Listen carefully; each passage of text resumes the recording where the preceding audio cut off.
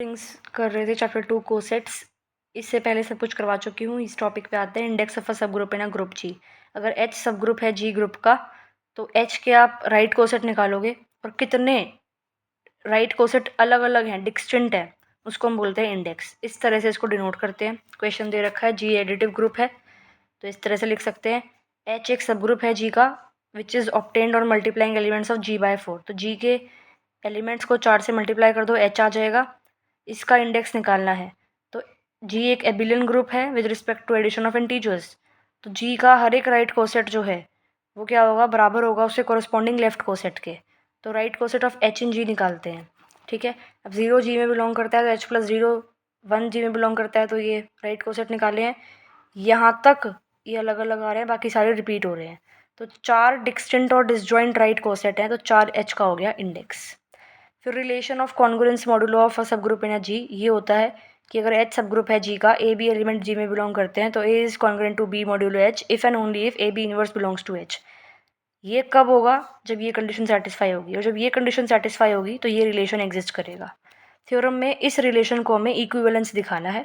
तो इक्विवेलेंस दिखाने के लिए हम रिफ्लेक्सिव ये चीज़ दिखाते हैं, सिमेट्रिक ये चीज़ दिखाते हैं, ट्रांजिटिव कि अगर ए बी के बराबर है और बी सी के बराबर है तो ए सी के बराबर है। ये जो तीसरी चीज़ है ये हम ट्रांजिटिव में दिखाते हैं। तो और एक रिलेशन रिफ्लेक्सिविटी, ट्रांजिटिविटी और सिमेट्री को सेटिस्फाई करता है। यानी कि एक रिलेशन अगर रिफ्लेक्सिव है, सिमेट्रिक है और ट्रांजिटिव है तो वो इक्विवेलेंस होता है। और इफ़ एंड ओनली इफ, ये आपको ये दे रखा है relation of congruence modulo of सब ग्रुप इन जी, इसको इक्विवेलेंस दिखाना है। ठीक है, रिफ्लेक्सिविटी देखो, ए एलिमेंट जी में बिलोंग करता है तो ये दिखाना है ए और ए के लिए, यहाँ ए होना चाहिए, यहाँ ए होना चाहिए और यहाँ भी ए और ए होना चाहिए। तो रिफ्लेक्सिविटी तब प्रूफ होगी। तो ए बिलोंग करता है तो ए इनवर्स ई आता है जो कि एच में होगा क्योंकि एच ए ग्रुप भी तो है। ठीक है, क्योंकि एक सब ग्रुप है ये जी का तो एच ए ग्रुप भी तो है। फिर A is congruent to A modulo H भी होगा। ठीक है, तो ये प्रॉपर्टी रिफ्लेक्सिव हो गई। अब सिमेट्रिक के लिए हमें ये चीज़ दिखानी है कि ए बी का इन्वर्स एच में होता है और ये चीज़। तो देखो हम ये चीज़ लेके चलते हैं, A is congruent to B modulo H लेके चलते हैं, और अगर हमने दिखा दिया कि B is congruent to A modulo H तो वो सिमेट्रिक होगा। तो ये लेके चलेंगे, ए और बी जी में बिलोंग करेगा तो ये चीज़ आएगी। ठीक है, अब इसका इन्वर्स ले लो। तो अगर हम इन्वर्स लेते हैं इससे ए बी का इन्वर्स तो किस तरह से खोलते हैं, बी इन्वर्स ए इन्वर्स। तो इसको हमने इस तरह से खोल दिया, और अगर कुछ ऐसा लिखा है तो उसको हम इस तरह से लिख सकते हैं। तो अगर यहाँ आ जाता है आपका बी ए इनवर्स तो उसको कैसे लिखेंगे कि B is congruent to A modulo H, तो इसको हम ये लिखते हैं। सिमेट्रिक हो गया। ट्रांजिटिव देखो, ट्रांजिटिव के लिए ये चीज़ है A is congruent to B modulo H और B is congruent to C modulo H. हमें दिखाना क्या है कि A is congruent to C modulo H, ये दिखाना है।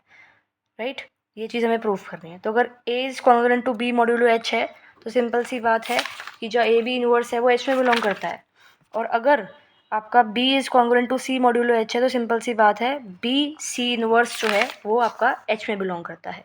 राइट, तो इन दोनों से ये लिख सकते हैं हम। फिर ये बी और बी इनवर्स तो कंबाइन करेंगे क्योंकि एच क्या है, एक ग्रुप है, तो ये एसोसिएटिव प्रॉपर्टी हम लगा सकते हैं। ये ई बन जाएगा आपका, ये आ जाएगा A C inverse belongs to H.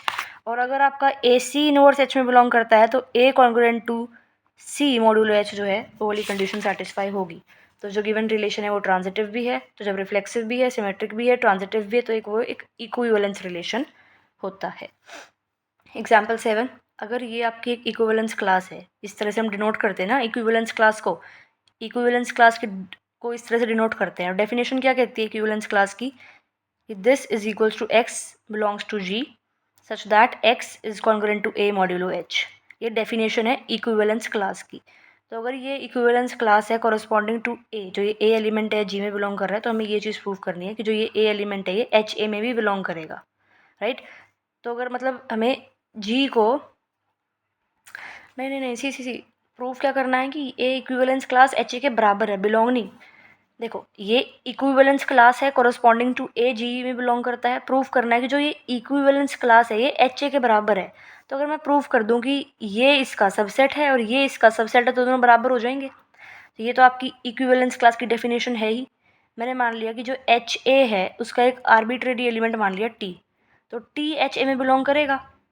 तो टी ए इनवर्स, दोनों साइड इनवर्स ले लिया, तो T A inverse belong to H A inverse. A inverse को ई लिख सकती हूँ, इसको लिख दिया टी ए इनवर्स। और इस तरीके को हम ये लिख सकते हैं, पढ़ के तो आया थ्योरम से, T A inverse belongs to H है तो क्या लिख सकते हैं कि T is congruent to A modulo H. तो T is congruent to A modulo H, यानी कि जो टी है वो इस इक्विवेलेंस क्लास में आ रहा है। डेफिनेशन इससे देखो, अगर x is congruent to A modulo H तो x एलिमेंट है g का।